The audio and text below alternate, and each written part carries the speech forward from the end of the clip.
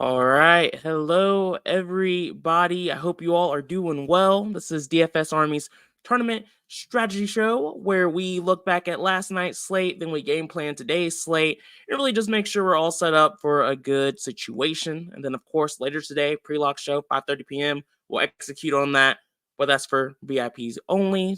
Link in the description if you're interested in that. Promo code Bob for a 10% discount there. Anyway.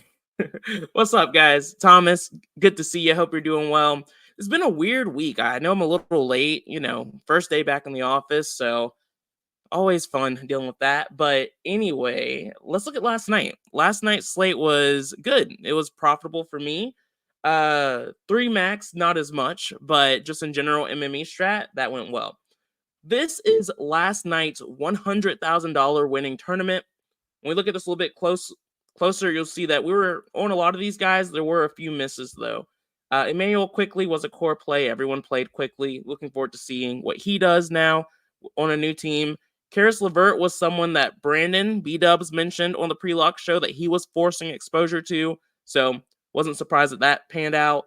Benedict Mathurin, we were over the field on.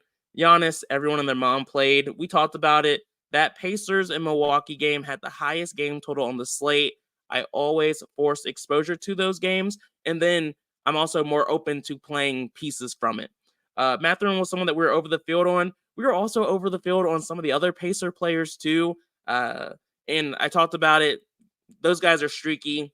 No one stood out for me too much, but we had around 30% Mathurin, maybe higher. I don't remember, but over the field. Duran was someone we forced exposure to. We wanted him to show up in our lines. He didn't crush last night, but he still made things work. Jordan Clarkson was a bit of a surprise. This will happen with the Jazz players. Now they have a bit more of a balanced rotation. It's never going to shock me that one of those guys go off. I thought it was going to be Markkanen, but instead it was Clarkson. It's going to happen. You can always take your shots on them if you want to, but that's not the way I prefer to play. Walker was a core play. He struggled last night. He didn't see the court too often either.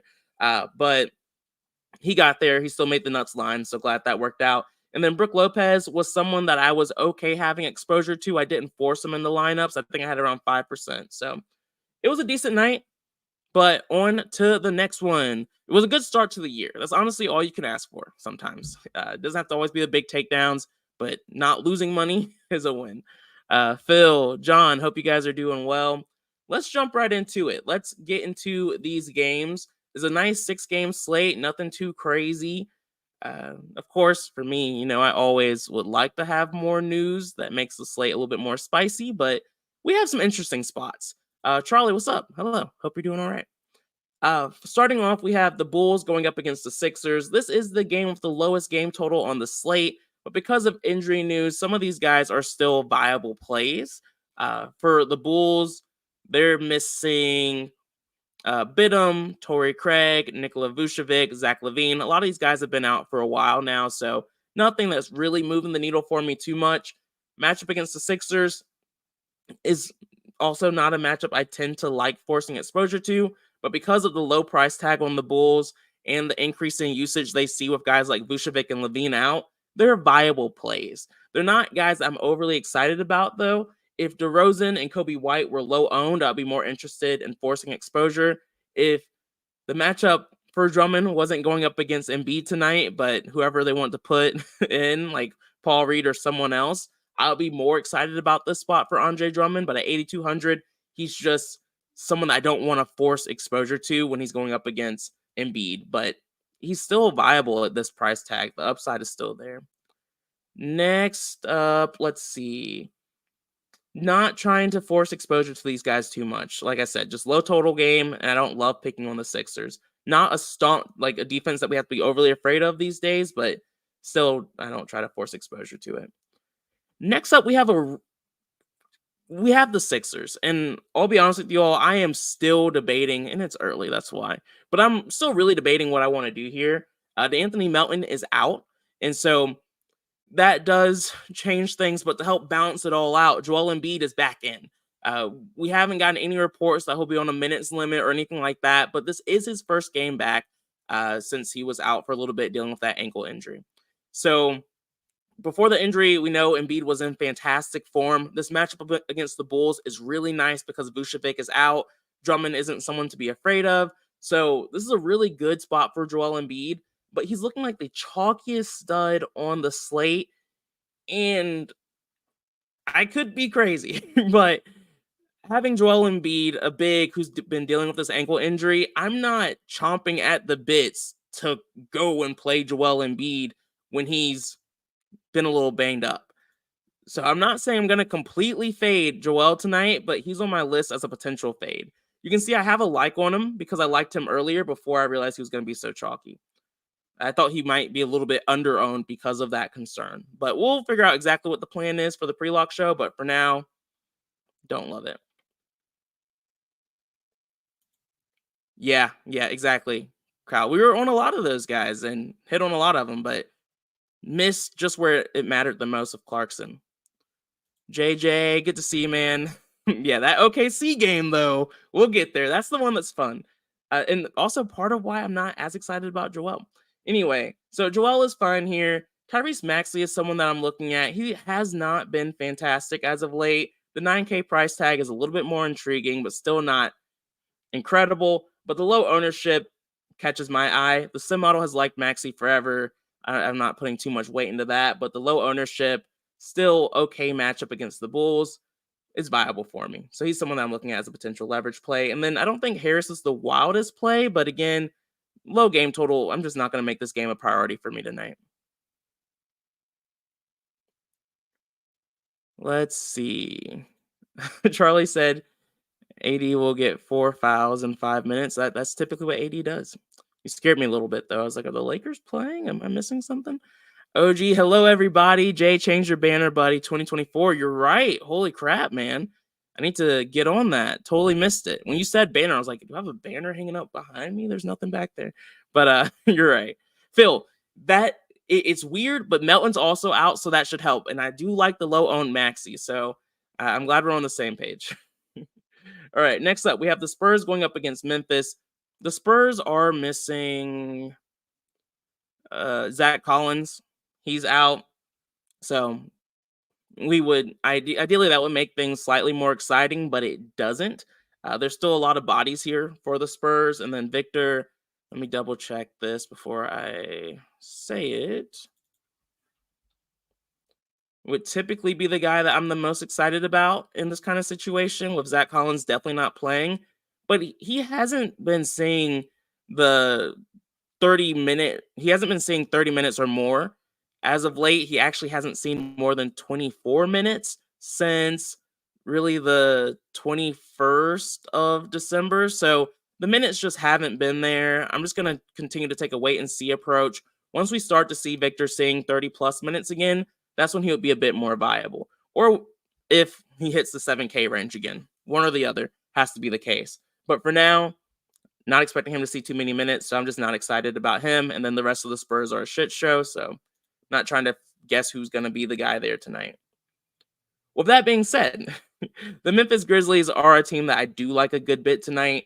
They're seeing ownership, and that's because we can pick on the Spurs. We've been doing it all season. They're not good defensively. We just hope they can stay in the game just so our stars can exceed value. And I pretty much almost always just still attack it. So it is what it is. One thing I wanted to talk about yesterday, but I didn't want to jinx it, which means I'm definitely going to jinx it today, is if you look at the thumbnails we've had for the last few slates, we've been pretty spot on hitting on these low-owned guys via thumbnail. And I am a part of like putting that together. And so this is a really good trend. We had like De'Aaron Fox, we had Jason Tatum, and then yesterday we had Giannis. We're not going to talk about Lillard, but it's been going well. Today is Ja Morant. Great matchup, relatively low ownership. I can guarantee he'll be a leverage play for me today. Really like this spot for him. Ideally, everyone else doesn't catch on and his ownership goes up, but Ja's one of my favorite plays on the slate. You can look at Desmond Bane and Jaren Jackson Jr. They're seeing ownership. They're viable in a really soft matchup, but I'm not overly excited about it. We're also seeing Bismack Biyombo get a little bit of exposure tonight as well. Again, going up against the Spurs without Zach Collins tonight, I'm okay with it. He's been seeing some decent minutes as of late, and he's only 3,800, so I don't hate it. But again, he's not going to be a core player or anything like that for me. Good spot. All right. Next up, we have the highest game total of the slate. We have the Celtics going up against the Thunder. Celtics are looking relatively healthy. Jrue Holiday was not on the injury report, so we should be good to go there. So I am going to have to force exposure to them just because they're in the highest game total. Uh, Tatum and Brown are both relatively low owned. As of right now, my plan is to put a 10% min on Tatum, 5% min on Brown. I think Porzingis can be he's viable here, but he's not the one I want to pull the trigger on. I would be happy if he showed up naturally, but I don't want to force exposure to ping Porzingis tonight. Mr. Wim Benchama. Yeah, you're not wrong, Phil. It's just like, when is he going to play? Charlie said, I think Maxey played better with Embiid. Yeah, and I think Melton being out helps Maxey a good bit as well, too. So it's a good balancing act. Ideally, they both would be out, and then Maxey would be a must-play for me tonight, but that's just not happening since Embiid is playing, but it is what it is. So yeah, I like Tatum, Brown, Porzingis is viable. Not as excited about White and Holiday here. No one else. But I do like this game a lot. And willing to be over on both Tatum and Brown. For the Thunder tonight, again, another healthy team, which is very boring, but good for them. From a DFS standpoint, we're seeing more ownership on the Thunder than the Celtics, which I kind of get from a pricing standpoint. But the only guys I'm really looking to force exposure to tonight are SGA and Chet. Outside of that, Giddey, let me look a little bit closer at him. Yeah, I am not as excited about Giddey as the rest of the field is. I just still don't trust those minutes. He did see 26 minutes last time out. He's only 5,600. So let me do some quick math here. At 5,600, if we want him to hit 6x value, we need him to score around 33 points. God, he is all over the place. Yeah, he's just not going to be a priority for me tonight. But again, highest game total on the slate. That's when I try to limit how much I'm limiting the teams in this game environment. So I hate the ownership, but I'm not going to overthink it too much. Same thing with Lou Dort. Don't love it, but I like the game environment, so I'm not going to overtinker it, even though everything in me wants to. But yeah, really good game environment and relatively low ownership on the Celtics side of things. And so that's where I'm trying to get different, is forcing some exposure to the Celtics. Next up, we have the Nets going up against the Pelicans. And this is just another game that isn't standing out for me too much. For the Nets, DFS, Dorian Finney-Smith is available. Walker and Simmons have been out for a while, so nothing crazy. It looks like Claxton's projecting well. If he shows up naturally, I'm fine with it. With them healthy, no one's really standing out for me. I'm not trying to make anyone a priority here. For the Pelicans, they are... Trey Murphy III is questionable, so that does impact things a little bit. It still wouldn't make anyone a must play for me, but it would be a little bit of a boost to securing minutes for Zion, Ingram, those kind of plays. But guys who would benefit the most from just like a value standpoint, Jones, his play time would be a little bit more solidified. Najee Marshall would even be a little bit more viable, but again, I don't think it would move the needle enough for me to want to force exposure there. The only guys that I'm looking at playing, and I'm saying that a little cautiously just because Zion is seeing a ton of ownership, 24% right now. He's cheap, 7,800. We know the upside is there. Game total's decent at 228.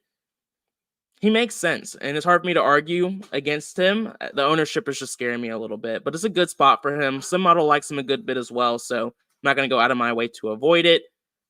For CJ Ingram, nothing's really standing out for me too much that's making me want to force some exposure to them. But again, if they show up naturally, I'm okay with it. If Trey Murphy gets ruled out, I'll be a little bit more open to maybe forcing exposure to Brandon Ingram, but he's not low owned enough for me to get super excited about it. One thing I do have to remember, though, is that this is a 6-game slate. So 10% ownership isn't insanely high for a 6-gamer.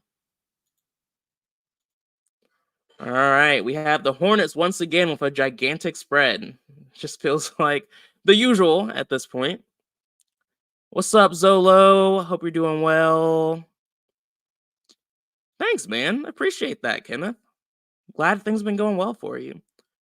Chris, what's up, man? Happy New Year. It's weird. I feel like it's Tuesday. Like I'm already just in the zone, like just back on top of it. But it is still the new year. I keep forgetting about that. So much so I forgot to change the banner. But that will happen next tomorrow. Anyway, for the Hornets, we have Terry Rozier listed as doubtful. Mark Williams is TBD. Hayward's been out. LaMelo's been out. These guys suck. We took some shots on Bridges and Miller yesterday. Let's see. How did they do? Miller saw 31 minutes. With Hayward and Crew out, it really just solidifies his minutes. He didn't perform very well, though. Only had 23 fantasy points. At his new price tag of 6,700, for him to hit 6x, he would need to score 40 points, which he has not done since very early in the season when he played 39 minutes. So the game would have to stay close. I don't see a ton of upside here at this price tag for him, so I'm not excited about Miller. But again, per usual, I'm not going to X him out or anything like that, but he's just not someone I'm going to tell the DS to play unless it wants to do that already. With that being said, Miles Bridges actually did pretty well yesterday. He had 47 fantasy points. He's been in pretty good form. This game total is nice of 231. We need the game to stay close, though, for the Bridges play to work out. Looks like Bridges is seeing some ownership at around 12% ownership. Don't love that. But again, 6-game slate, that's still not crazy. So we can still get some decent leverage there. So Bridges is one of those guys that I'm really looking at. Next up, we have Ish Smith, looking like probably the value play of the slate. Ish Smith at 4,300 isn't bad. One thing that I'll continue to just point out is that Ish is a relatively low usage player. He's going to be the guy that we're hoping he gets an assist, hoping he takes a shot. We'll be in the fourth quarter being like, hey, just one more point, one more rebound. We'll probably be begging for everything we're looking for here. But still willing to play him, 4,300. He's seeing consistent minutes with Rozier out. So totally fine doing that. He did score 10 points yesterday. He played 29 minutes. That's decent. I mean, that's not good, but that kind of minutes on a team that's missing so many guys, he's a viable value play that if we don't get anything better, I'm just going to have to eat tonight. So I think I like the Hornets more than most people. I'm not as excited about Brandon Miller, but I really like Bridges tonight. I'll probably have him as a leverage play or at least just be over the field on him. Next up, we have the Kings.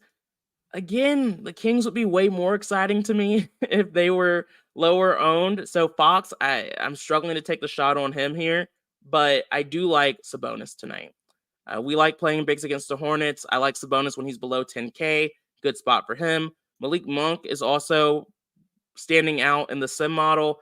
I don't like forcing in Monk when the rest of this team is healthy like they are, just because kind of like the Pacers-ish. A lot of guys who play relatively consistent minutes and they're all pretty streaky. That's the Kings in the nutshell outside of Sabonis. But 6,100, I know the upside's there. I still like the spot for him. I don't love the ownership, but I do want to have some exposure to Monk tonight. And Sabonis is the priority potential leverage play for me. If Fox shows up a little bit, that's fine, but I'm not going to force him in with just the spread. And also, it's a fine spot for him. Like, Fox is viable. I'm just prioritizing Sabonis and Monk over him tonight. All right, last game on the slate. We have the Magic going up against the Golden State Warriors, and everyone and their mom are playing Paolo Banchero and Franz Wagner. And for good reason. This Golden State Warriors team has been trashed defensively, especially when Draymond has been out. And once again, Draymond is still going to be out. And so we're going to see a lot of ownership in this game. Game total at 230 is fine. Close spread, which is not something we can say about a lot of games on this slate, if you haven't realized that. So I'm fine with it. Again, just because of the ownership, they're not guys I'm going to force exposure to unless the domination station just isn't giving me any. They are guys I think you need to have in your MME lines tonight. So I don't want to forget about them. Anyone else I want to take a shot on? Ultimately, no. I'm really just looking at Paolo and Franz. Last but not least, we have the Warriors. Now, I've been struggling, guys. When it comes to Curry, he's finally below 9K. He's only 8,800. In case you were wondering, for him to hit 6x value, which is what we're targeting at least. Love 7x, 8x as well. He's about 52 fantasy points. Now, Steph has lacked a little upside this season, which is why we've continued to see his price tag go down. He did have a 50-point fantasy performance against Washington on the 22nd. And he has had a few 50-point games against the Clippers, the Kings, the Spurs towards the end of November. But we haven't seen a ton of 50-point performances. With that being said, though, the sim model does like Curry. He's relatively low owned on this slate. That mixture is what makes me get excited about him as a leverage play. If Curry was looking chalky going up against the Magic, who have been more improved defense, I wouldn't be playing Curry tonight, just to be honest with you.